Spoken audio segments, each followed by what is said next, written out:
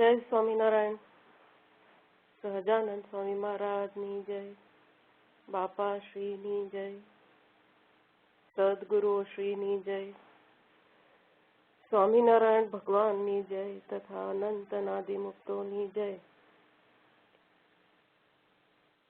A humble prayer in their lotus feet and lotus feet of our Guru,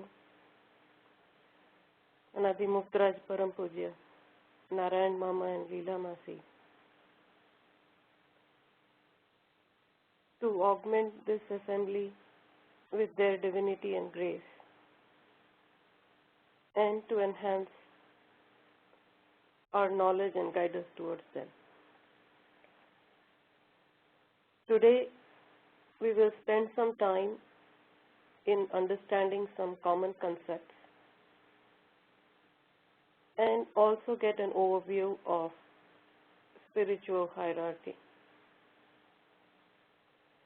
This will help build a foundation for coming weeks. So we'll talk about transcendent and immanent form of God, self-realization and God realization, or Atma-darshan and Prabhu-darshan, cause and effect or Karya-Karan Bhav, overview of hierarchy with some cross-references, 3 attributes, and time permitting we'll talk about dual nature of universe.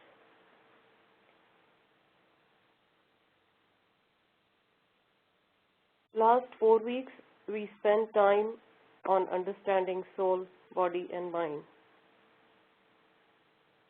which is a common belief in all the religions of the world.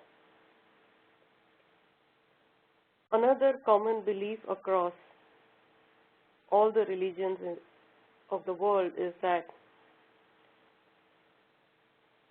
there is God and a messenger or son of God. Again, the understanding varies from religion to religion. So in our very first interaction, we had looked at some statistics. 32% of the world population are Christians, 23% is Muslim, 15% is Hindu, 7% is Buddhist, 11% are atheists, and remaining 12 is all other minor religions in the world. Primary belief in Christians, Muslims, and Buddhists is that the divine form of God is formless. God is simply an all-pervading brilliance, and that is 3/4 of the world population. Of course, there are bifurcations in each of them, and some of these bifurcations believe that God has a definite divine form. But those believers are a minority. In the present day, idol worship or worship of a definite divine tangible form of God exists primarily in Hinduism. Also amongst Hindus, about 40 to 50% believe that God has a definite divine form. And Hindus are about 15% of world population, so hardly 6 to 8%. And maybe some additional minority in other religions. So say 15 to 20% of world population today believes that God has a definite divine form. However, we learned in our very first interaction as well is that religion is not a number game. So let's spend some time to understand this better. Let's first define two terms, immanent form of God and transcendent form of God. Immanent form of God is the formless, all-pervading divine brilliance, and transcendent form of God is the definite, embodied, divine form of God that has the shape of body like ours, but is completely divine. Christian texts refer to human form of Jesus as transcendent form of God. But we are not talking about human form here. We are talking about a definite divine form. The transcendent form of God is also all-pervading. So about 80 to 85% of world population believes that God only has an immanent form and no transcendent form. Let's recall again that religion is not a number game.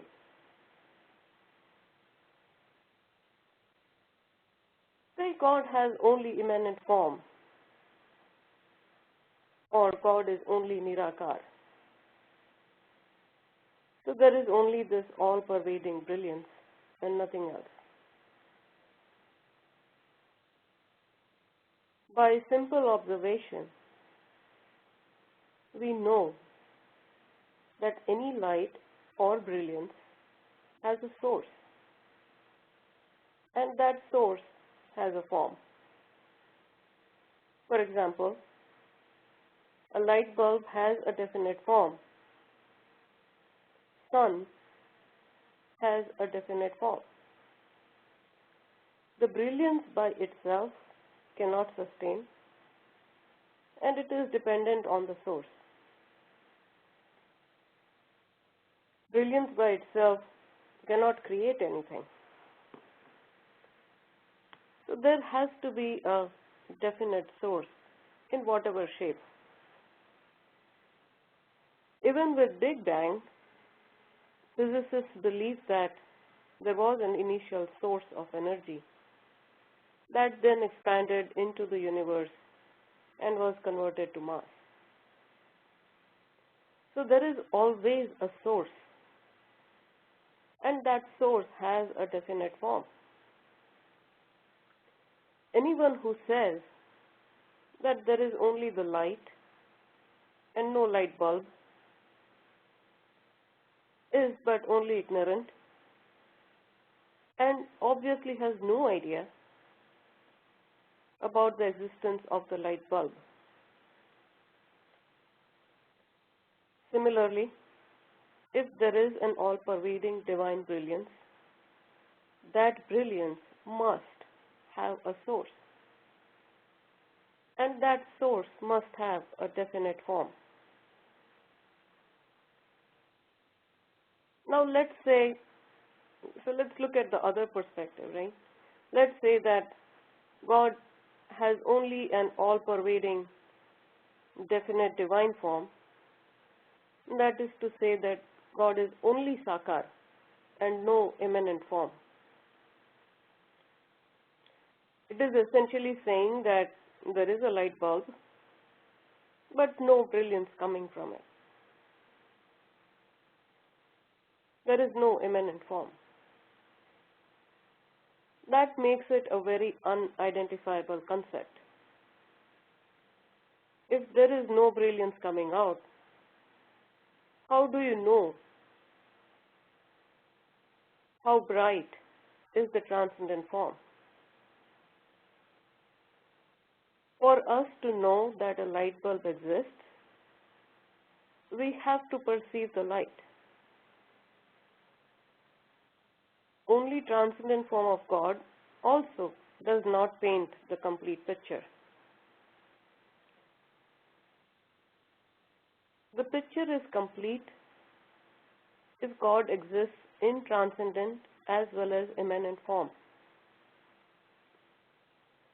The definite divine form is his transcendent form, and the brilliance that emanates from transcendent form is his immanent form. Both the forms are all-pervading, but the transcendent form is visible only to those who look for it. Others only see the immanent form. Just as sitting in a room, we may only notice that the room is lighted, but may never look for the source of light, the light bulb, and we may never find it, since we do not look for it. The transcendent form is the cause and immanent form is the effect, just as light bulb is the cause of the light and light is the effect of light bulb. A lot of religious scriptures do not agree or understand this concept, since they have never looked for a divine transcendent form. They've simply gone ahead and believed that there is this brilliance that we can see and that's all pervading and that's it. They try to limit God with their own limited understanding. So let's for a couple of minutes look at it from a very simple perspective, just from our own perspective. So on a very simplistic plane, let's think of God as an all-pervading brilliance. We cannot see him. He does not have a definite form. We cannot feel him. We cannot conceptualize him. But we want to attain him and get liberated. How do you do that? What do you meditate upon? What do you fall in devotional love with? It is a difficult thing to grasp and understand if one wants to progress towards God. It is therefore better to believe in a definite form. Even those who believe that God is formless meditate on the symbol of Om or a flame or something. So believing in existence of transcendent form of God as cause and immanent form as an effect is not a wasted belief. If God has a definite divine form, we will attain that form, and it will be more blissful than the immanent form. If God does not have a definite divine form, the belief will help us make quicker progress on spiritual paths as we identify more with definitive concepts than abstract concepts. Whereas belief only in immanent form, as with the majority of the population today, is incomplete, as we saw a few minutes ago. So even if we cannot build the faith that God has a definite divine form, believing in definite divine form is better than not believing in it. Lastly, in Vachanamritam,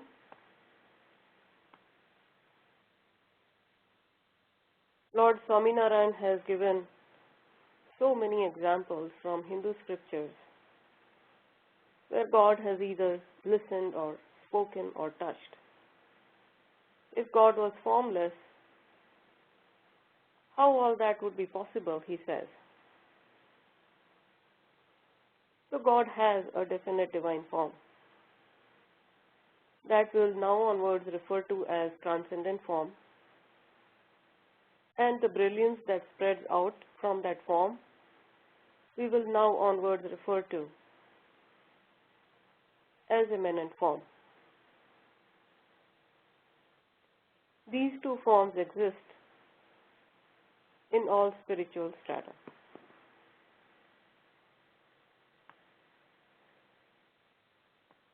So closely associated with the belief of immanent and transcendent form in Hinduism is the concept of vads.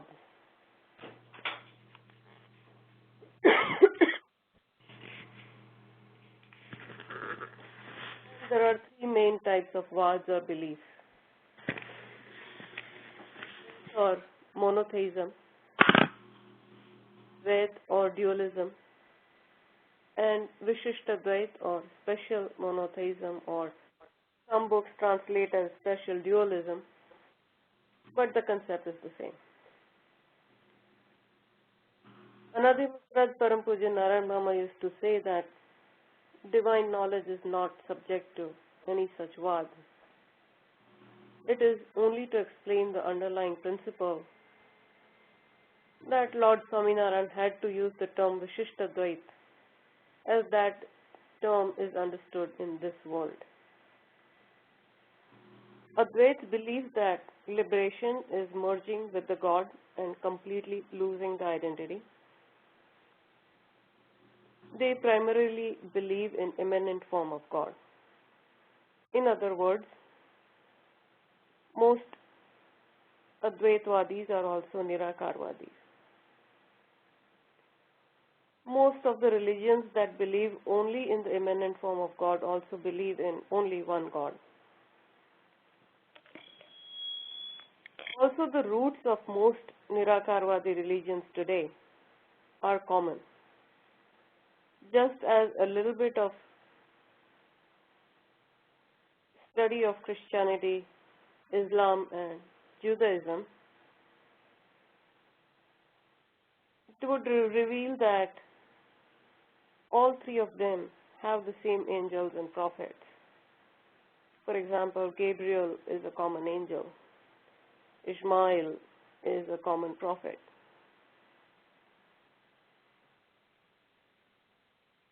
So the root for Advaitvadi seems to be common. Now, Dvaits believe that the soul and God do not merge and remain two separate identities. The religions that believe in transcendent form of God are also mostly Dvaitvadis. Vishishtadvaits believe that there is a merger of the soul with the God, but the identity is not lost completely. It is only submerged and forgotten. So the identity is not lost. It is forgotten because the bliss is so immense that the soul does not recall its own identity, but it does exist. And this concept exists in both believers of immanent form of God and believers of transcendent form of God. So that was a little bit on the Dvait, Advait, and Vishishtadvait. There is another common belief that I wanted to talk about is cause and effect. But before we do that, there was one more thing I wanted to talk about. I just remembered. So one common roadblock hit by those who believe that God has only immanent form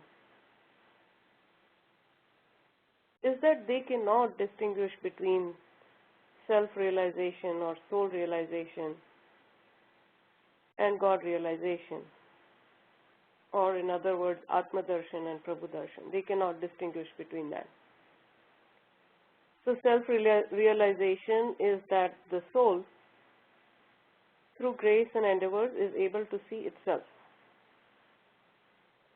God realization is that the soul, through grace and endeavors, is able to see God.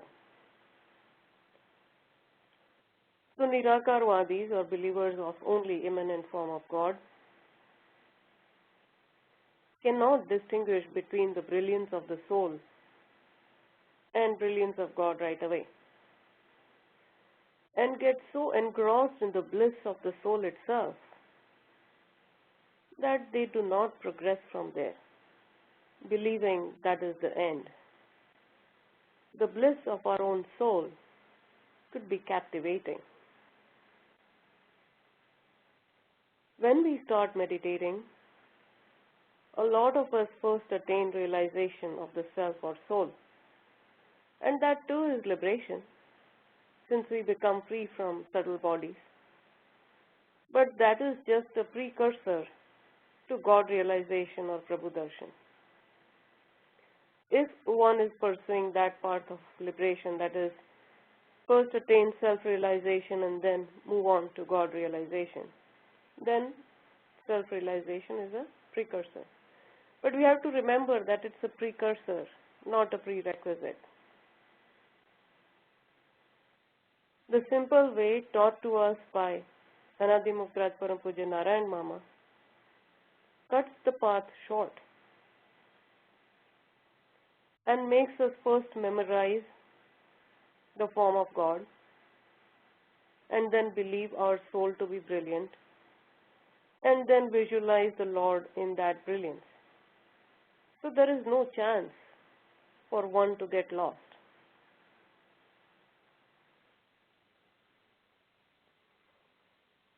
So let's move to another common concept of cause and effect. Let's take a couple of examples to understand this. Say we desire to eat a sandwich. That desire will make us get up, slice some vegetables, put the bread in the toaster, apply butter or margarine, add vegetables, add vegetarian cheese, maybe put some chaat masala on it, offer it to God and have it. In this entire process, the desire to have a sandwich was the cause and the actions were the effect. Our room, our home, are all effects of the cause, that is us. Sunlight is the effect of the sun, who is the cause. So we are about 5 to 6 feet tall on an average and a few tens of inches in width. But our effect is greater than us, a few thousand square feet. Our effect, which is our home, is greater than us. Sun itself is 865,000 miles approximately in diameter, but its effect is all the way out to the Oort cloud, which is 1 light year away. And the deity form of sun, which is the cause of the sun that we see, is much smaller in size. And it's the cause of the sun that we see. So the cause is always smaller or subtle in size than the effect. Secondly, more powerful the cause, larger is the effect. Map our effect to sun's effect. Our effect is a few thousand feet. Sun's effect is 1 light year. This concept of cause and effect exists everywhere and is common across spiritual strata.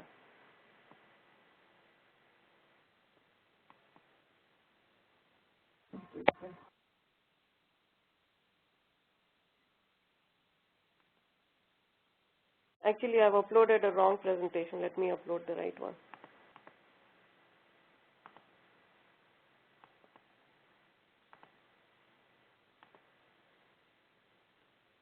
Today's presentation. So we'll now move on to the hierarchy. So we talked about 2 or 3 concepts: the immanent and transcendent form of God, and associated with that we talked about 3 types of vads. Then we talked about self and God realization, and we talked about cause and effect. So with that, let's continue forward onto spiritual hierarchy. There are a couple of other concepts, but they will be better understood after we have looked at the hierarchy. So we'll talk about those later. But before we move on, I want to share that whenever I mention that there is a hierarchy or levels in spiritual world, I get an indescribable reaction. People look at me strangely and say, but there is only one God. Interestingly, spiritual levels and differences in powers of deities or angels or prophets belonging to different levels exist in all religions. It is not so evident as the references are made by the way or are not explicitly called out. So some religions explicitly call out these levels and some don't. So let's look at some other religions. Egyptian god Atum is said to have risen from the waters of chaos, called Nun, created all other Egyptian gods. So Atum created all other Egyptian gods. But Nun is another Egyptian god, and Atum was created from Nun. Clearly, the creator has greater power than the createe. Now, createe is not a real word, I just made it up to explain the concept. So there is a hierarchy there. Also, Gabe is said to be the father of Osiris, Isis, Nephthys, and Seth. And Horus was the son of Isis and Osiris. So there is a lineage hierarchy as well in the Egyptian gods. Likewise, Greek gods have a family tree. I know this one is not very clearly visible because the tree is big, but if we search on Google for Greek gods family tree, we will find not one or two, but numerous images showing the tree. They do not call it hierarchy, but reading their mythology, it is evident that the father is usually more powerful than the son. Interestingly, like Egyptians, Greek also have the god Chaos sitting at the top.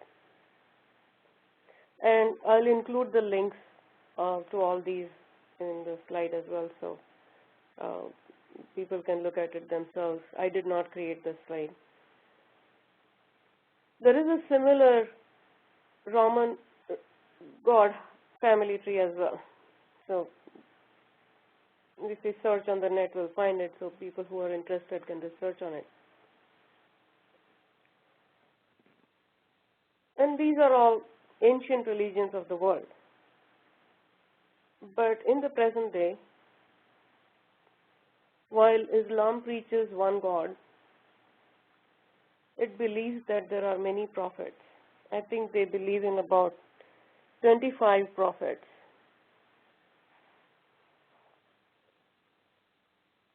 And each prophet was sent to improve the knowledge imparted by the previous one, or in some cases to re-establish the knowledge imparted by the previous one.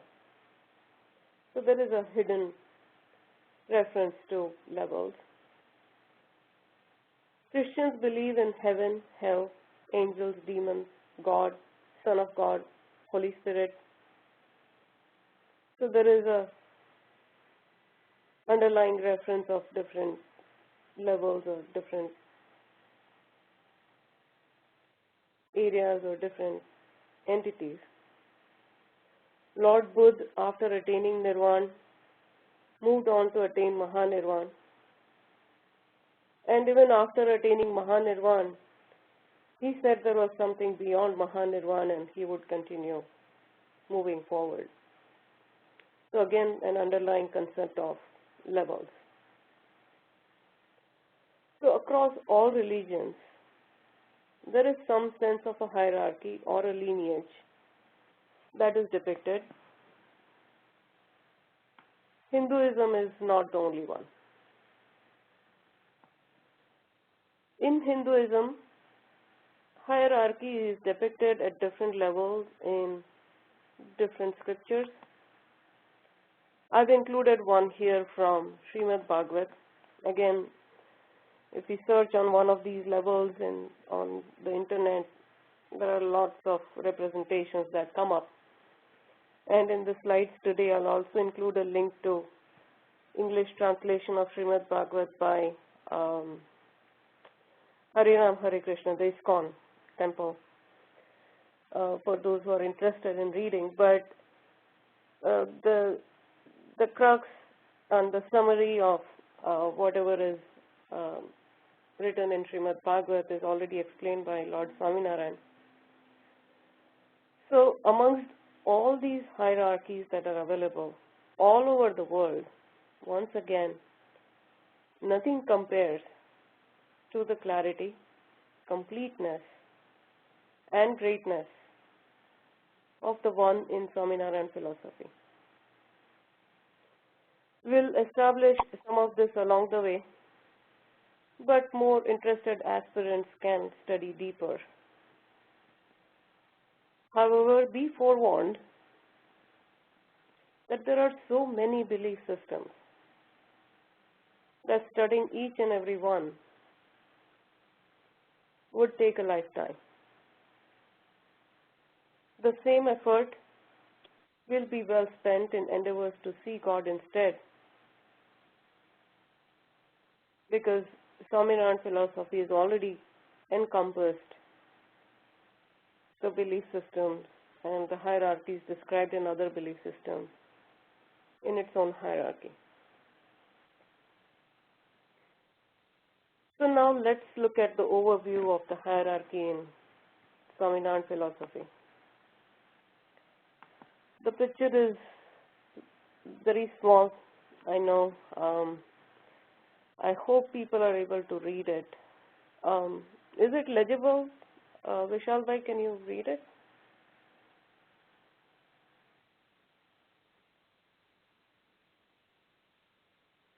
All right. I'll speak to it anyways. I will. Sorry, Mukya. It is visible actually. Okay. Okay. Good. So I'll speak to the picture anyway. So those on WebEx, it's okay if you don't see it. The chart shows the sthiti avastha, or the phase of operation, from the three phases of generation, operation, and destruction. So along the way, as we continue forward, understanding the hierarchy in different levels and the deities on those different levels, we will be using the example of corporate world. But for now, let's just remember that there is a corporate world up there. I'll also share a PDF which has a better legibility after our interaction today. So right at the bottom, we have the trinity of Brahma, Vishnu, and Mahesh, who govern the 14 worlds or 14 loks. They worship Vairaj Purush, also called Mahavishnu, the one who sleeps on the giant serpent. Vairaj Purush worships three Ahankars, Sattva, Rajas, and Tamas, also known as Aniruddha, Pradyumna, and Sankarshan. They in turn worship Mahatattva. Mahatattva is born from conjugation of Pradhan Purush and Pradhan Prakriti or Pradhan Maya, who are in turn born from conjugation of Mool Purush and Mool Maya or Mool Prakriti. Mool Purush worships the transcendent form of Vasudev Brahm. Vasudev Brahm worships immanent form of Mood Akshar, and Mood Akshar worships immanent form of Lord Swaminarayan. So we already started using the concepts that we built of transcendent form and immanent form. In Vachanamritam and Baba Srinivato, there are kotis or categories defined. So on the left hand side, right by the blocks, there is a big curly bracket going from the bottom all the way up to Pradhan Purush and Pradhan Prakruti. This is what is referred to as Jeev Koti. Mool Purush is Ishwar Koti, Vasudev Brahm is Brahm Koti, and Mool Akshar is Akshar Koti. So broadly there are 4 distinct categories. A little more to the left are 2 ranges. First going from bottom all the way up to Mool Maya. This is the perishable, unstable world with distinction of body and soul. So let's understand each of these terms. The physical world that gets created from Mool Purush and Mool Maya eventually gets destroyed. Everything merges back into Mool Maya, who in turn merges back with Mool Purush. So that world is perishable. It is unstable because it is in constant change and is subject to different states and phases.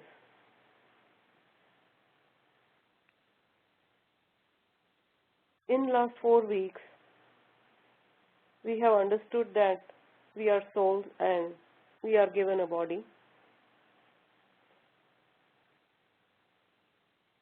So in humans there is a distinction of body and soul.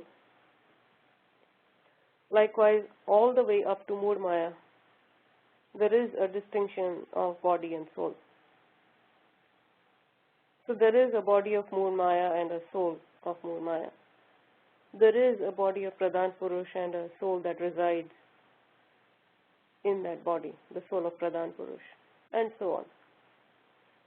Beyond Mool Maya, that distinction goes away, and it is the soul itself that exists in the definite divine form. So whatever is that divine material, that material is embodied in a definite form. There is no other material or element forming the bodies or the entities,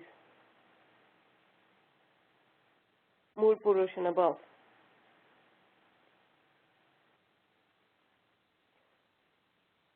Subsequently, there is no gender distinction as well. Also beyond Mool Maya, the world is not perishable.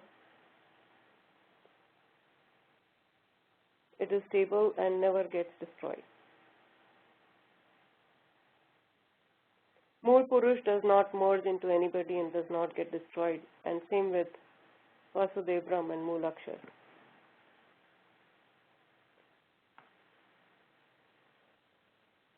Further on the left is the range from bottom all the way up to Mool Purush, and that range defines the stage of or state of expansion and contraction. And one might say that Mool Purush does not expand, but Mool Maya emerges from Mool Purush, unites with Mool Purush, and the creation comes into existence. So eventually it is the expansion of Mool Purush.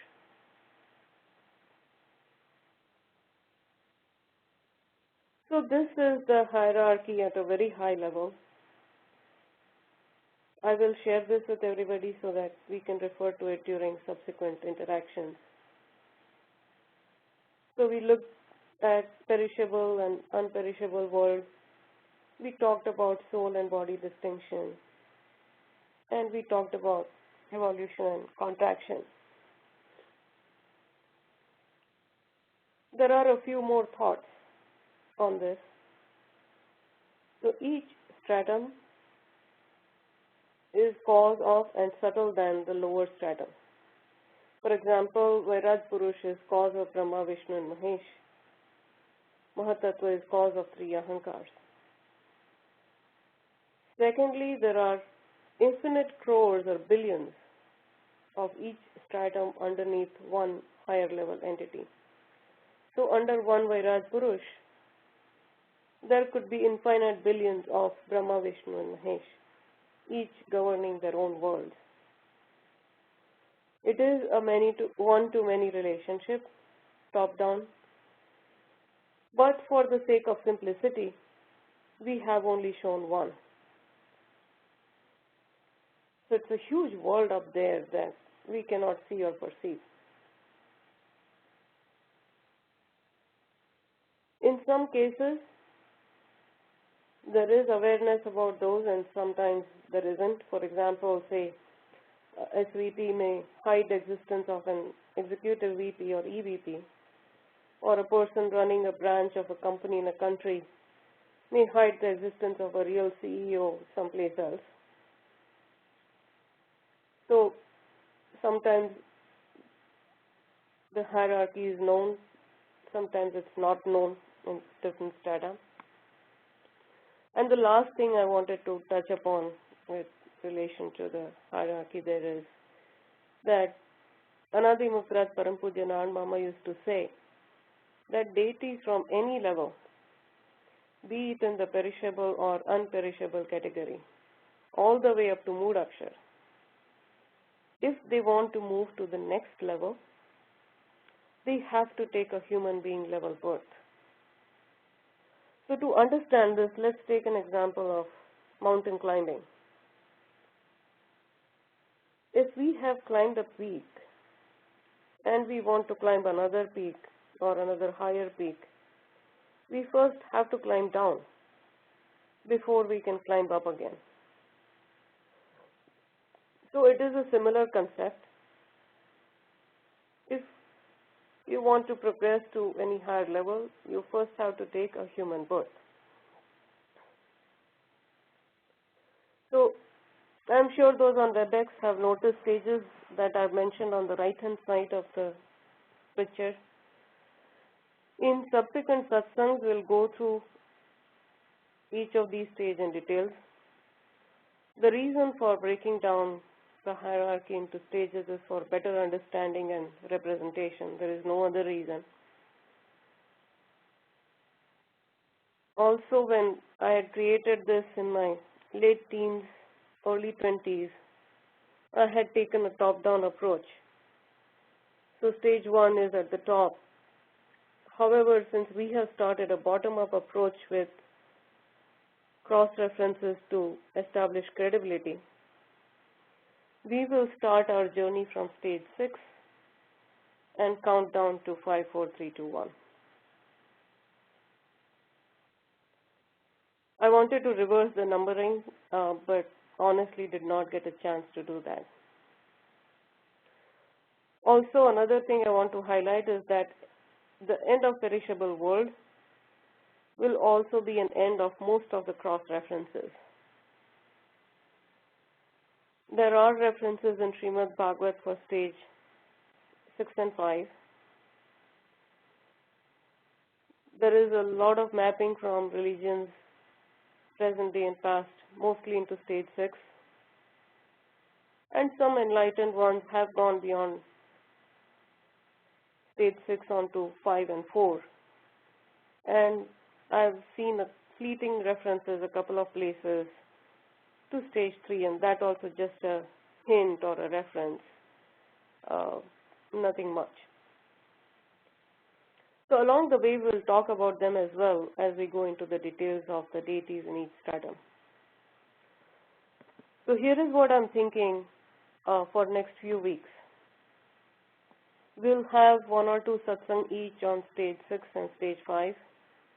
We'll have 1 or 2 satsang for stage 4 and phase of creation and phase of destruction.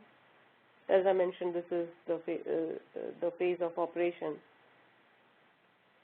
1 satsang for stage 3 and 2 and 1 satsang for stage 1. So that is anywhere between 5 to 8 weeks, and then additionally if there are other topics of interest or we have a Q&A session. It might be a couple of weeks more. So we are talking about 5 to 10 weeks, but we will know better as we approach stage 3.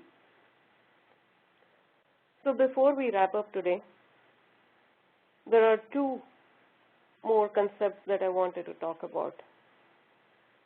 And I wanted to talk about them after talking about the outline of the hierarchy. In the past weeks, we have made a couple of references to 3 attributes, Sattva, Rajas and Tamas. These start from Mood Maya. So Sriji Maharaj has called Mood Maya Gun Samya, meaning all 3 attributes are in harmony and balance. The state associated with Mood Maya, the effect of Mood Maya, is called Samya Avastha because all 3 attributes are balanced. Every entity underneath Mood Maya is affected by these 3 attributes. Some have one predominant over the other, whereas some have all of them in varying forms all the time, like us humans. And these 3 attributes may be mixed into one another, creating 9 kinds: pure sattva, rajasic sattva, tamasic sattva, sattvic rajas, pure rajas, tamasic rajas, sattvic tamas, rajasic tamas, and pure tamas. Mood Purush and stages 3, 2, and 1 are beyond the 3 attributes and are called Gunatit. And there is a lot of information available on the web on the 3 attributes. I've included some slides on the characteristics of each attribute and have also included links to those, but here is one slide that talks about the characteristics and the related adjectives and some examples. There is another one here which is talking about more characteristics. So there is a wealth of information available around these 3 attributes on the internet. So during our entire day, we are governed by fluctuations of these attributes. Our responses, behavior, thoughts, actions are all governed by the prevailing attribute. To achieve ultimate liberation, the attributes must first be balanced, and then one must get above and beyond the attributes to become Gunatit. So how does one wear off the effects of these attributes? First is to cultivate an inner awareness to observe our own thoughts. All spiritually inclined are gifted with the keen power of observation of others and of self. So we should observe ourselves and notice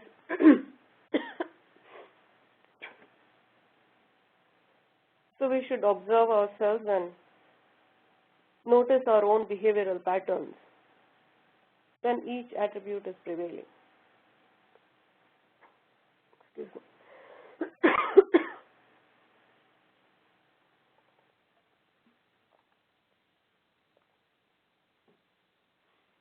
How do I behave and think when sattva is prevailing? Or what did I do when I was feeling really calm and peaceful the other day? How did I deal with the situation when I was calm and peaceful, and how did I deal with a similar situation when I was not calm and peaceful? How can I bridge the gap between these 2 responses of mine? And I'm going to go to a very completely different example and talk about Stephen Covey's 7 Habits of Highly Effective People. There is one habit that has really helped me manage my responses, irrespective of the prevailing attribute. And that is, seek first to understand, then to be understood. So always put yourself in the shoes of others and try to look at it from their perspective before responding to the situation or conversation just based on what is going on in our mind and the attribute that's prevailing. If we practice that in our day-to-day life, it really helps overcome the effects of attributes in the initial stages. Later on, a continuous practice of looking at a situation as a third party, being completely detached, diet control and mind control help. But as a starter, we can seek to first understand, then to be understood. The last common concept I wanted to touch upon today was dual nature of existence.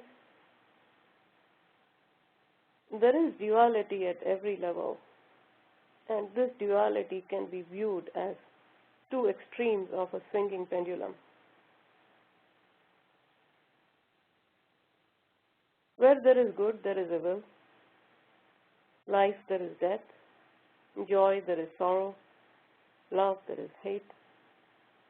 Not only the situations and emotions are dual, but this quality or duality pervades at a much larger scale. Let's take an example of a star. A star throughout its life fights with opposing forces, the pulling gravitational force and the pushing nuclear energy. There is a constant battle going on inside the star, just as there is a constant battle going on inside our minds and hearts between good and bad. In the larger universe, the dark matter binds the galaxies together and dark energy pushes them apart. So the duality is visible even in the larger physical world. And of course, the paradigms of duality are different, and maybe even their resolution is different, or resolution and overcoming that duality is different. But for liberation, the pendulum needs to stop swinging between the extremes and become stable at one central point.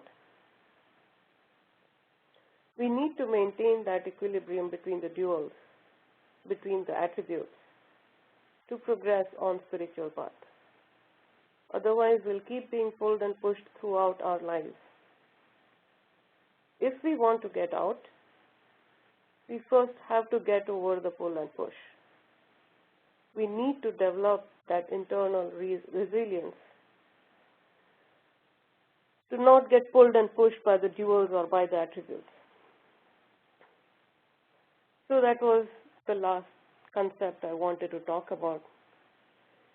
Today was a little bit of many concepts.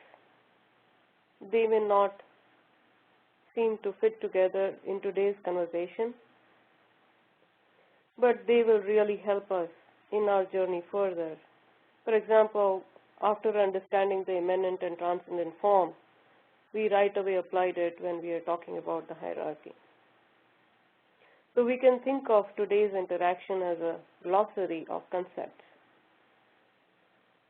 So thank you to the satsang for patiently helping build this foundation. And with that, let's wrap up our today's satsang. Next week we'll begin our, next to next week, we'll begin our journey with stage 6. Jai Swaminarayan to everyone, and Vishalbhai, over to you.